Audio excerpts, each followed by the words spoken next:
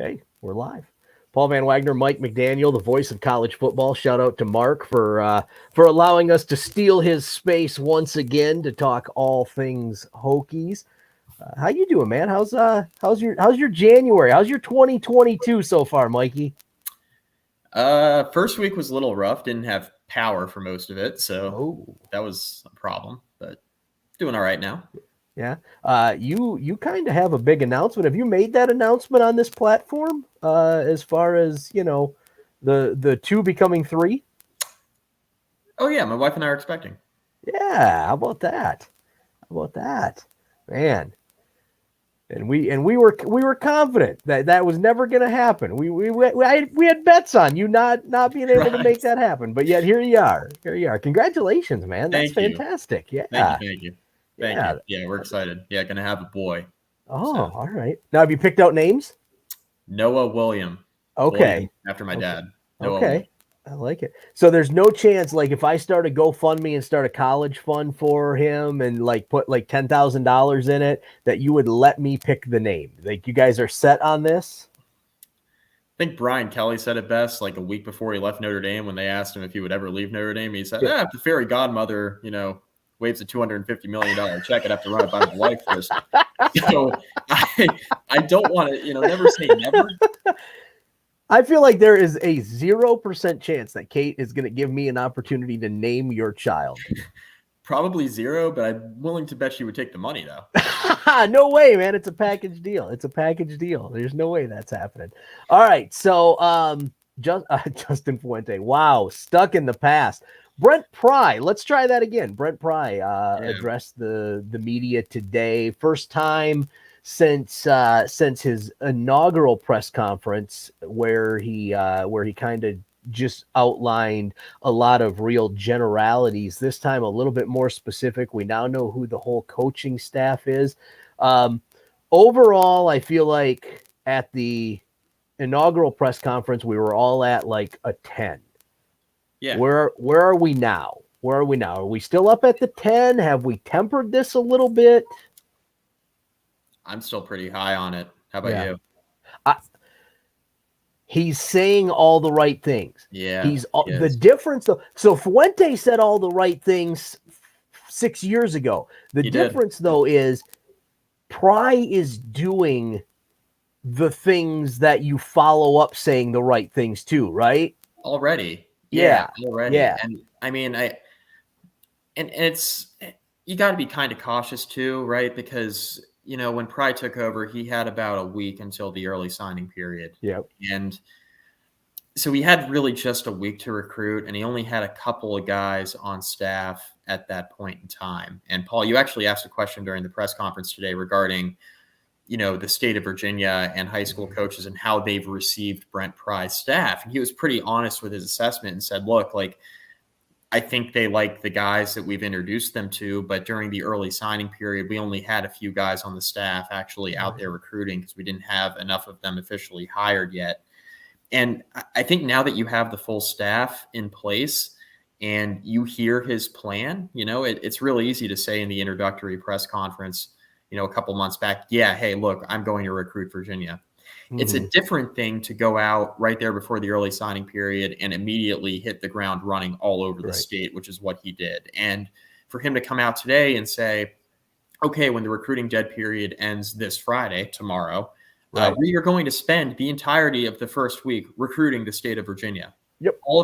He said, with the exception of like one night, they had a commitment out of state. I think he and a few coaches had a commitment out of state. But he said, outside of that, they're going to be in the state of Virginia the entire first week. Now, Virginia Tech does hold their junior day here coming up, and that'll be significant. So, there's going to be a number of players on campus this weekend, several of them in-state targets. But Brent Pry and his staff are not only going to have those kids, in the building and on campus when the dead period ends this weekend, but he's also going to make sure he and his staff are on the road recruiting in the state of Virginia. So, again, one thing to say it in the introductory press conference is another thing to do it with your first two early opportunities, when they present themselves to go out there and really try to hit the state hard in terms of recruiting, which is something he's clearly trying to do.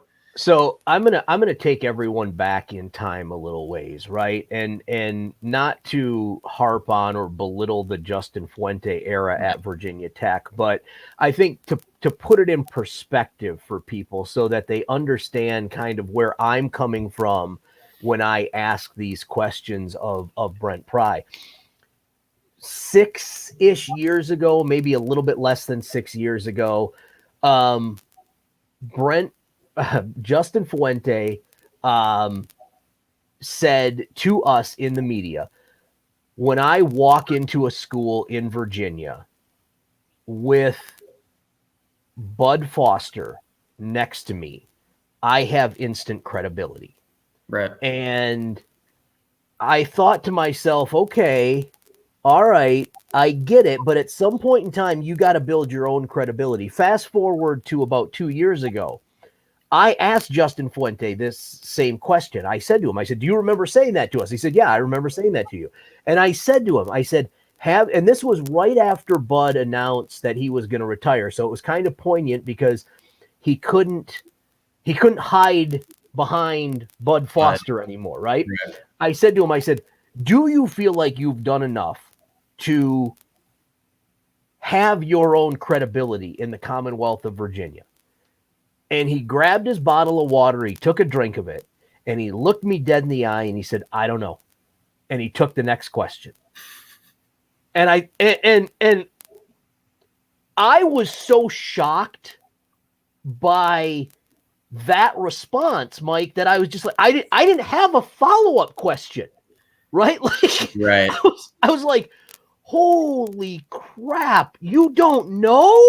And I think that's why we saw the issues that we saw with Justin Fuente's staff in terms of recruiting, specifically in the state of Virginia. And Brent Pry said today, it's kind of a shot across the bow at Justin Fuente and his staff, but he did mention today, he said, we are not going to recruit west of the Mississippi unless there is an existing tie to Virginia Tech with a player or a player's family. That's the only time we're going to be doing that. He mentioned specifically, we don't feel like there's a need to go into Texas.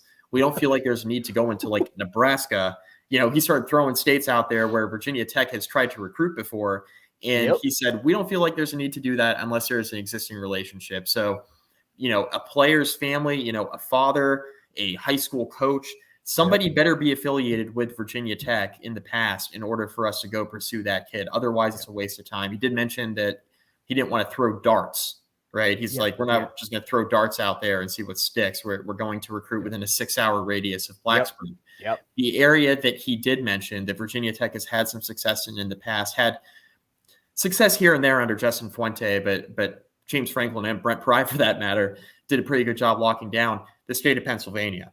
Specifically Western PA, Harrisburg, Pennsylvania area, where Brent Pry has had a ton of success. And, Pry has been had been one of James Franklin's top recruiters. And his recruiting area was that Western PA area around Pittsburgh and Harrisburg. And he did mention that was going to be a priority for him to recruit that area of Pennsylvania. And he answered that specifically when asked, okay, outside of Virginia, what is the footprint? Right. And he said Eastern Tennessee, North Carolina, Virginia, the DMV. And then he mentioned specifically Western PA, Philadelphia. And he said, if you get into Philly, you're not too far from Jersey. And for those of you watching this that live in Philly or have lived in Philly in the past or around Philadelphia, you know how close Philadelphia is to Jersey, right? And how close those connections are. So, I mean, it's clear that they have a plan from a recruiting standpoint, which is refreshing and sounds silly because you always have to have a plan from a recruiting standpoint in college football. But it seemed like Justin Fuente's staff, for the large part of their tenure, lacked that identity. They had it early in the tenure, right? You remember the North Carolina and the state of Virginia were two areas that were very good to Virginia Tech. Some of Virginia Tech's best players over the last few years have come from Virginia or North Carolina. You'd think that they would have recruited those two states harder. One of them being Virginia in state, the other being the neighboring state of North Carolina. It's almost like when Mac Brown showed up, Fuente and his staff stopped recruiting North Carolina as consistently as they had in the past. That really hurt them, and they lacked identity the last few years of the tenure. That was a big issue. That is actually a great point. Like the Mac Brown thing, and like that, I don't I don't get that. Why you let Mac Brown run you out of North Carolina the way they did? Yeah. It's very weird. It'll be interesting to see because honestly, I mean, you're closer to Charlotte here in Blacksburg and Right. Christiansburg than you are to the 757, the Virginia Beach area, Norfolk. So it will be interesting to see, and that does fit in that 6-hour radius from Blacksburg that Brent Pry mentioned, Yep. how hard they continue to recruit that area of North Carolina. I like everything that he said so far. I think he's done the things that and said the things that we as fans of Virginia Tech want and need to hear. And it does feel like not only is he saying those things, but he's also he's doing, right? The action speaking as loud as the words. So I feel like that's a huge positive, in my opinion, for what Brent Pry is currently doing versus what the former regime did for the Hokies. Yeah, I definitely agree. And the one thing too is he didn't mention this state specifically, but I think the state of Florida is going to be pretty important to Virginia Tech. I know that's not within a 6-hour radius of Blacksburg, but I think that'll be one of the states where there will be an exception. I do know that Virginia Tech has some former players who coach in the state of Florida in the high school ranks. Antonio Banks at IMG is one that comes to Right. mind. And obviously you want to recruit those players from IMG Academy. So I do think Florida, while maybe not like the priority, will be one of those states that outside of the 6-hour radius of Blacksburg will likely become important to Virginia Tech, given the depth of talent on the East Coast. Mm-hmm. It's a little bit different to recruit a kid from Florida to Virginia, rather than Right. Texas to Virginia. I think it makes a little bit more sense. And just knowing, Virginia Tech's had a lot of successful players in the history of the program come from the state of Florida. I do think that will be an area where Brent Pry and his staff will maybe not focus a ton of their time, but will definitely focus some of their time outside of the 6-hour driving radius of Blacksburg.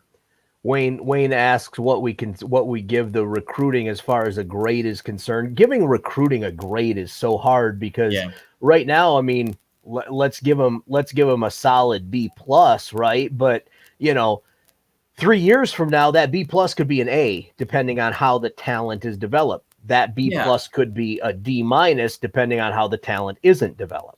Right. I mean, I think what we can do right now pretty easily is give him a grade on the effort, right? Mm-hmm. Keeping kids in the class, when he had basically 10 days to do it, Right. with no staff assembled. He had Derek Jones and Sean Quinn and himself, and that was pretty much it, right? I mean, he was I know he was retaining Pearson Prelo, but that hadn't been officially announced yet. So what we can grade him on is effort. And all we've seen so far is him hitting the ground running. They're posting pictures all over social media of them on private planes and flying all over the state, flying over to Newport News in the 757 area, Virginia Beach, flying to Northern Virginia, meeting with kids who were a high priority for the 2022 class that, a lot of them did end up signing on National Signing Day. Mm-hmm. So, I mean, all we can grade him on at this point is effort. Now, get back to me in a week, right? I'll have a better idea once we actually see the staff recruit a little bit here this spring, right? The dead period ends tomorrow. So there is now about a 5-week window where Virginia Tech can actively hit the recruiting trail before spring practice starts. Right. So let's see what this staff can do. This is their first real opportunity to recruit. This is their very first opportunity to recruit as a full staff. And this is their second opportunity to recruit with at least some of the staff, right? So let's see what they can do. Junior day is important, obviously hitting the ground running with the 2023 kids. And let's see what they're able to do in regard to, building those relationships, which is a big part of the press conference today, talking about how he wanted to establish relationships. It wasn't just going to be a handshake and leave type thing, which again, another indirect shot at the old staff, because a big complaint from some of the high schools in Virginia. We're going to use Highland Springs as an example, because Highland Springs in Richmond has been a recruiting pipeline in the past for Virginia Tech, but was not under Justin Fuente. Lauren Johnson, their head coach, former player at Virginia Tech, Brent Pry mentioned Highland Springs specifically in the press conference today and said this is not going to be a handshake and leave situation. Brent Pry's been out there recruiting. I understand it was only, about a week and a half, but he was out there recruiting the state of Virginia, and he knows what these high school coaches think of the old regime. They've told him, right? He wants to build those relationships, and he's made a point to say, bring in Mike Villagrana as his chief of staff in an off-the-field role, and having him say, sit down with all these guys on the staff and say, who are your existing relationships with in the state of Virginia? Let's draw it out. Let's divide and conquer. Right. That you would have never heard that, regardless of what you think of the Justin Fuente tenure. I know most Virginia Tech fans are like, we want to wash our hands of that completely. Yeah. Regardless of what you think of the tenure as a whole, we can all admit we would have never heard that coming from Justin Fuente's staff. They would have never said, we're dividing and conquering. We're going here. We're going there. Who are your relationships with? We never saw that. And that's why Virginia Tech's relationships with schools in Virginia were so strained during that time. Yeah. Well, and I've had former players say to me, what do a bunch of cowboys from Oklahoma and Texas know about talking to surfer kids from the beach, right?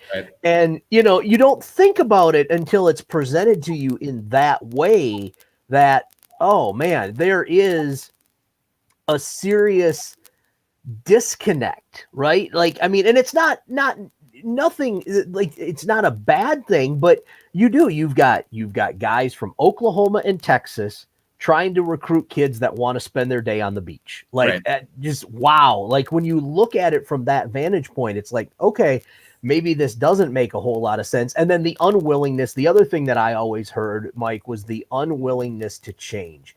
The quote of, they would rather be right than win, has been said to me in some variation so many times.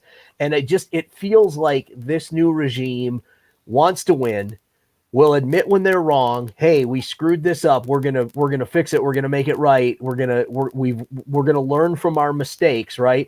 And we're gonna move forward as a collective, as Hokie Nation. So I'm definitely looking forward to seeing what can happen here. The big question, and maybe you know this, maybe you don't. Maybe this is something that we bring up on the drive on ESPN Blacksburg Monday through Friday from 4 to 6. By the way, you can stream it on the ESPN Blacksburg app.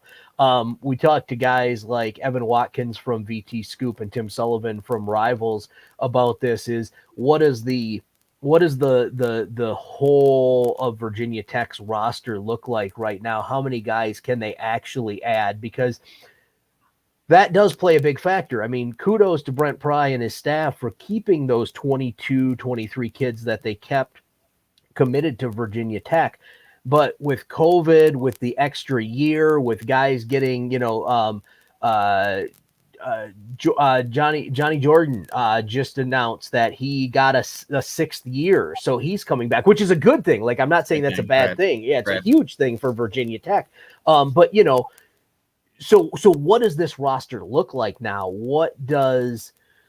How many guys can they actually still add? Because, you don't want to get too far down into the weeds and go, oh yeah, they had a great recruiting up until December, but now there's nothing for that February. There may not be space for anyone in February. Yeah. And he did mention in the press conference today, he's waiting on decisions from defensive back Shamari Connor, long snapper, Oscar Shadley, defensive back Nadir Thompson, some of the guys who went through senior day but haven't officially announced what they're doing one way or another, guys who are probably likely not to be drafted, right? Or I guess in Shamari Connor's case, maybe a late round pick, or maybe gets a free agent opportunity.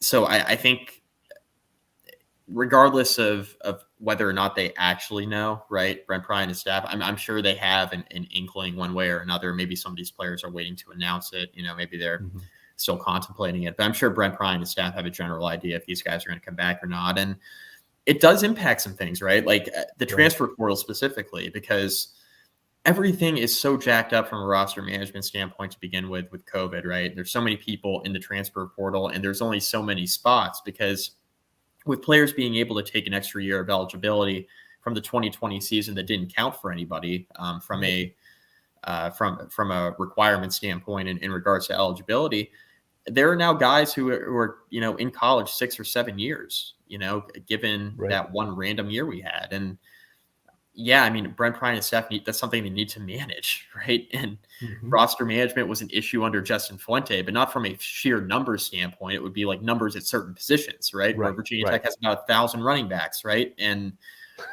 it was like, man, why don't we have any quarterbacks? Why do we have 40 running backs and no quarterbacks on the roster now? Like, what's going on with that? And so Brent Pry needs to navigate the roster mismanagement of the prior regime while also balancing who's coming back and who's not, navigating a transfer portal, trying to address the areas of need for those positions that, don't have the players or don't have the depth that you would like to see or he would expect coming in. So the one thing that stood out to me also, Paul, from the press conference today was that he mentioned that he sees the transfer portal as something that he's going to have to run in parallel with high school recruiting. And he said, high school recruiting, he said, that is our emphasis, right? And that's really important. But he said, there are situations with our roster where we are going to have to address an immediate need through the transfer portal, and we're not going to have situations like you've seen this, some places in college football, they almost just bring in too many transfer portal guys. Hell, you saw that at Virginia Tech at times, right? Where there's too much of a priority put on the transfer portal, not enough on high school recruiting. And Brent Pry said, no, that's not what I'm saying. We're going to be, recruiting is going to be our bread and butter, but the transfer portal needs to be run in parallel because there are situations where, especially early on, where immediate needs have to be met through the portal. And that's that's the way Virginia Tech's going to have to handle things. Yeah, it's going to be interesting. That's for sure. As far as the coaching staff is concerned, there were a lot of eyebrows that got raised when Rudolph was announced as the offensive line coach and run game coordinator, simply because, it felt like, and Brent Pry addressed this, it felt like a lateral move from Wisconsin to Virginia Tech. But Brent said, look, he didn't see it as a lateral move because he saw it as an opportunity to become more involved with the run game. And look, man, this is a guy, for all of the misgivings of the Justin Fuente regime, I feel like the offensive line was the one place where we could look and say, this is kind of the A+ group year in and year out, right? And I feel like that's a testament to the O-line coaching. Now you bring in a guy like Rudolph, and it feels like it's gonna go from a 9.9 to an 11 as far as that is concerned. So I'm very excited about the offensive line to see kind of how this plays out, and the whole offense. We might actually get to see running the ball control, quarterback under center, Mike. What? Come on. It's gonna be a Big Ten offense through and through. And it's gonna be, we're gonna lean on our defense and we're gonna run the ball right down your throat. And it's gonna be very old school, I think. The Virginia Tech offense is gonna be run. But Tyler Bowen also knows how to spread out defenses and make them defend the entire field, because we've seen him. While he hasn't had extensive play calling experience, when he has called plays, most notably in the Cotton Bowl that Penn State played in a few years ago, where they put up 50 points, whatever it was, 600 or 700 yards of offense. And, he had really successful offenses at Fordham in the FCS, where he was the offensive coordinator and the play caller. And his offenses do a little bit of everything. And I'm sure that Brent Pry is going to want to ensure that his teams run the football well. But it says a lot when you get a guy like Tyler Bowen who has Power 5 offensive coordinator, or at least co-OC experience. And, he's been a major, if you don't consider co-OC a major coordinator, consider him a major assistant coach on a staff, right? At Penn State's caliber in the Big Ten. He has NFL experience being the Jaguars tight ends coach, and we know he's a tireless recruiter. And the fact that Brent Pry came out and said, he was my first choice, just said flat out, like he was one of the first guys I called. And, a lot of people were wondering why, if he was, the first guy you called as the offensive coordinator, why wasn't the hire announced until this week? And he said he had some conversations, Brent Pry did, with the Jacksonville Jaguars GM, Chris Ballard. He was like, okay, I need you to let me hire Tyler Bowen. He said, no. Like, Tyler Bowen, he needs to stay here and fulfill his duties, but I will allow you to, have him, do some things. Right. So it was clear Brent Pry was appreciative of that. He just said, they had to work around some things because he wasn't officially announced as the head coach. As, And you talk, the offensive coordinator.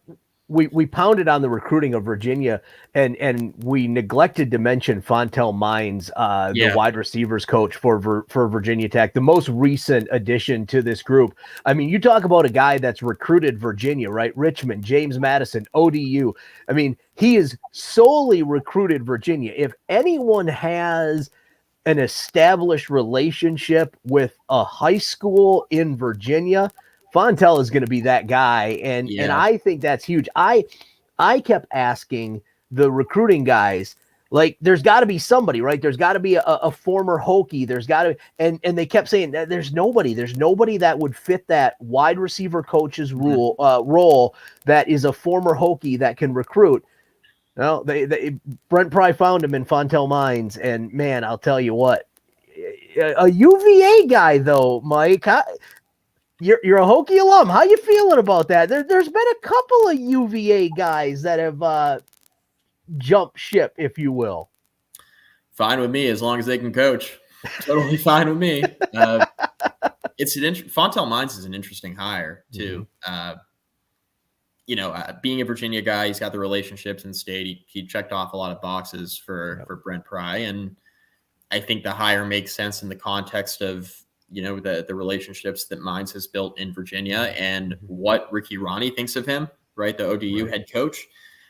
It was pretty funny because Brent Pry mentioned at the coaching convention this past week in San Antonio, he was sitting at a table with James Franklin and Marshall head coach Charles Huff, and he was sitting there with ODU coach Ricky Ronnie, and they were like, "Hey man, you can sit here, but don't steal any more of our guys." Of course, yeah, right. Virginia Tech is stealing the strength and conditioning coach from Penn State in Dwight Galt. They're stealing Mike Villagrana, the chief of staff in an off-field role. They're stealing, Mines from ODU, of course. So, and it was interesting because Pry did say today, he said, it is always easier when you have a guy that you're interested in from a staff that you're familiar with and a head coach that you trust. He said it's always easier in the process to get a good feel when the head coach is going to give an honest evaluation. And he thinks very highly of all those guys I just mentioned from a head coaching standpoint. He said he was given honest evaluations, and all these guys want their assistants to succeed, right? They want to build their coaching tree. And,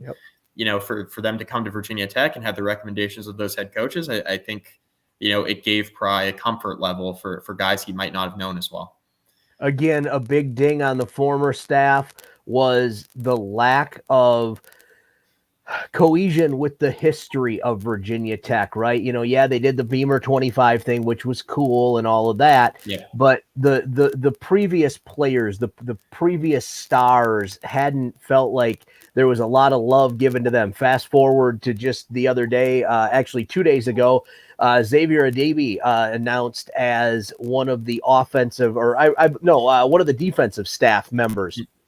And you talk about a guy like, so I spend a lot of time on Twitter, as do you. I was not here during Xavier's tenure at Virginia Tech, but I have yet to find anyone that says anything bad about him, right? Like, so you want to talk about bringing in a guy that's going to galvanize the history and the former players with this new regime. Xavier might be just the guy to do that, Mike. Yeah, definitely. All conference player and a guy who has been coaching in the lower levels of college football. And, Brent Pry said that he's admired Xavier Adibi. He knew Xavier Adibi, And he said he's always admired him and, took an interest in him as a coach. But he said he didn't have a personal relationship with Xavier Adibi. So who did he call Brent Pry? Brent Pry called Bud Foster. He said, Bud, makes sense. Xavier Adibi. Yeah, good choice, right? You know Xavier Adibi as well as anybody. You coached him. You still have a really good relationship with him now that he's become a coach, right, in the college ranks. What do you think of Xavier Adibi? And he checked off a lot of boxes. Obviously, being a VT alum is significant, but from a coaching standpoint and a recruiting standpoint, checked off a lot of boxes for Brent Pry. He said that was all validated when he was able to finally build that relationship with Xavier Adibi and speak with him on the phone and meet him in person. He said that's when it really clicked with him that this guy was going to be a really good fit. So I mean, Pry is saying and doing all the right things. I think bringing Adibi back into the program, he's a beloved member. We talked about J.C. Price and how fans feel about J.C. Price and how fans feel about Justin Hamilton, even though Hamilton's not on the staff anymore. It's a very similar parallel there, with a former player coming back, and Jack Tyler, right, from the old staff too, all conference linebacker for Virginia Tech. Bringing those types of guys into the program can only help. Yeah, I agree. I think, again, back to the original statement that I made, it feels like all of the boxes are being checked, all of the right things are being said, and the follow-up is there too. Final thoughts before we wrap this up, Mikey. I asked if there was a timeline for spring game. I think maybe I jumped the gun a little bit on that, but I was so excited, right? Like, yeah, the feeling of, what is this going to look like? And we know that, because Brent Price said, right, okay, so just because we go through spring game and, it looks a certain way, there's going to be another round of guys that'll jump in the transfer portal, guys that Virginia Tech will recruit to come to Virginia Tech. Right. So by the time we kick this thing off early September, it may look a little bit different. But like, just, I don't think I'm going to the spring game as a member of the media. I think I want to sit in the stands at Lane Stadium as a fan of Virginia Tech football and see kind of what this looks like. And I got a feeling I'm not going to be alone. It might look a lot like spring of 2016 again for Hokie Nation come spring game. It was pretty funny because they know when the spring game is going to be. No, absolutely. They know when spring practice is going to be. I mean, Brent Pry looks over at Virginia Tech Sports Information Director for Football, Pete Morris, and he goes, "Can I answer that?" And he's like, "No, not yet." It's like, okay, well, we have, and then Pry was honest about it too, right? He goes, "We have some dates in house. Like, we have an idea when it's going to be." He said 90% of the schedule. He said this outright. He said 90% of the spring schedule has been written down on paper. We just haven't announced it yet. So there's just this seems silly because it doesn't really matter. I think it does matter, but it also doesn't.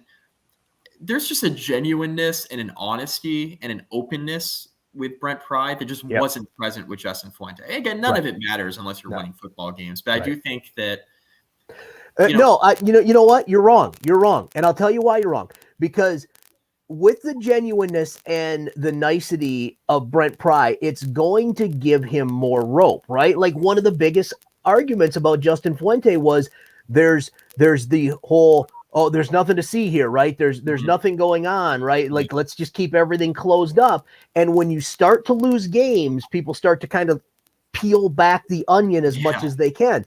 I think with Brent Pry, that does it matter if he wins games? No, it absolutely doesn't. If he starts to lose, though, there's going to be a little bit more leniency, I think, from Hokie Nation, because they understand that he is giving you the information that you're asking for. Yeah, I mean, he's honest, he's open, he's genuine with it. I mean, he was asked about, what was one of the main traits you were looking for in your staff, and he said, "Oh, I want them to be able to build personal relationships with people." And it's like, wow, what a concept! People skills. Right. That's one of the key. He goes, all these guys, and he mentioned this. He said, all these guys I talked to, he said, a lot of them can really coach. And he said, there are a lot of them that were a fit for Virginia Tech that I didn't pick to be on the staff. And he said, there are a lot of friends of mine. This stood out to me. That's not being talked about really on social media at all in the last couple of hours. This really stood out to me, Paul, when he said, I had friends of mine that were interested, in the coaching ranks, friends of mine that were interested in coming to Virginia Tech, that I had to turn down because they weren't good fits for the program. What did we say about Justin Fuente? We said that he won't part ways with his friends, right? Brad Nelson, former offensive coordinator, won't part ways with his friends. Brent Pry is already saying, I'm not forget parting ways with them. I'm not hiring them to begin with if they're not a fit. How about that for a breath of fresh air? That's it. Exactly. All right. I'll let you get back to work. You must have something to do. So thanks to everyone who jumped on today and watched this. It'll be up on the podcast section of this. Again, if you want to check out what we got going on at ESPN Blacksburg Monday through Friday, it's The Drive. We have the ESPN Blacksburg app. Feel free to download it. It's free. We spend a lot of time on the Hokies. We also spend a lot of time on the ACC and everywhere else. You can follow me on Twitter at Paul V. Wags. Pretty simple. Mike is pretty much everywhere. If you can find a podcast that's related to Virginia Tech, there's a good chance Mike's on there. But Mikey, give the people the laundry list of Mike McDaniel. At Mike McDaniel SOS on Twitter. That's where you find everywhere that I'm at. But sonsofsaturday.com, and check out Hokie Hangover Podcast, Basketball Conference Podcast. If you're an ACC football fan, that's an ACC football podcast. So go check that out as well. Yeah, and if you want to, Wayne's right. If you want to beef with Mike, Twitter is the place to go. He tends to throw things out there every now and again that get him in trouble, and just sitting back and eating popcorn and watching it is fantastic. Take care of yourself, man. I was just going to leave that right there.